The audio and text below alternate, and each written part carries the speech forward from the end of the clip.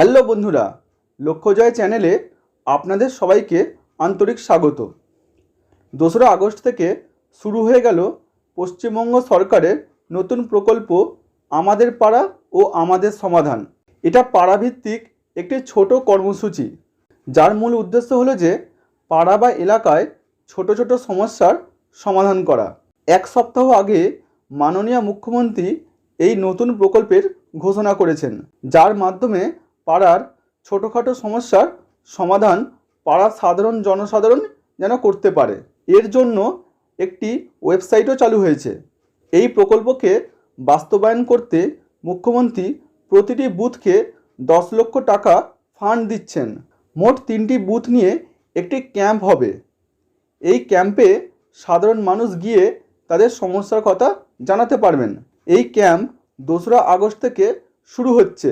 ধাপে ধাপে প্রতিটি পাড়াতেই এই ক্যাম্প বসবে। যখন যে পাড়ায় এই ক্যাম্প হবে তখন সেখানকার অধিবাসী গিয়ে তাদের সমস্যার কথা জানাতে পারবেন। এই ক্যাম্পটি 2 মাস ধরে চলবে। মোটামুটি 15 রকম পাড়ার সমস্যা বা অসুবিধার কথা জানানো যাবে। এই প্রকল্পের জন্য প্রায় 8,000 কোটি টাকা খরচ হবে। যে 15 রকম সমস্যা এই প্রকল্পে আবেদন জানানো যাবে, আমি পরপর সেগুলো বলছি। 1 নম্বর হলো ড্রেন নির্মাণ বা ড্রেন সংস্কার। 2 নম্বর হলো পানীয় জলের সরবরাহ বা টিউবওয়েল স্থাপন। 3 নম্বর হলো রাস্তায় লাইটের ব্যবস্থা। 4 নম্বর হলো কমিউনিটি টয়লেট বা পাবলিক টয়লেট। 5 নম্বর হলো ICDS সেন্টারের উন্নয়ন বা রক্ষণাবেক্ষণ। 6 নম্বর হলো প্রাথমিক বিদ্যালয়ের কিছু কিছু সংস্কার। 7 নম্বর হলো পুকুর বা জলাশয়ের সংস্কার বা মেরামতি। 8 নম্বর হলো আবর্জনা ব্যবস্থাপনা বা নিষ্কাশন। 9 নম্বর হলো জনসাধারণের এলাকা সৌন্দর্যায়ন। 10 নম্বর হলো বাজার বা এলাকায় ক্রয় বিক্রয় কেন্দ্র মেরামতি। 11 নম্বর হলো সাংস্কৃতিক সামাজিক পরিকাঠামোর উন্নয়ন। 12 নম্বর হলো জনপরিবহন ব্যবস্থার সুবিধা প্রদান। 13 নম্বর হলো এলাকায় সবুজায়ন করা।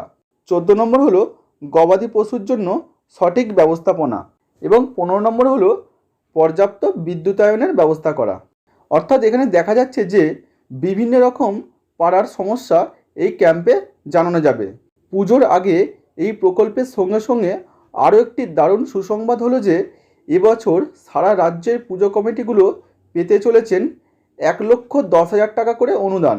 মাননীয় মুখ্যমন্ত্রীর এই ঘোষণায় রাজ্যের প্রতিটি পুজো কমিটিগুলো যেন খুশির বন্যা বইছে, কারণ গত বছর এই অনুদান ছিল 85,000 টাকা। এবছর 1 লাফে তা বেড়ে হয়েছে 1,10,000 টাকা। ফলে পুজো কমিটিগুলোর কাছে এটি দারুণ খুশির খবর। সাথে সাথে বিদ্যুৎ বিলেও 80% ছাড়ের কথা ঘোষণা করেছেন মুখ্যমন্ত্রী। অতএব এবছর পুজোয় যে আড়ম্বরের কোনো ঘাটতি থাকবে না তা বোঝাই যাচ্ছে।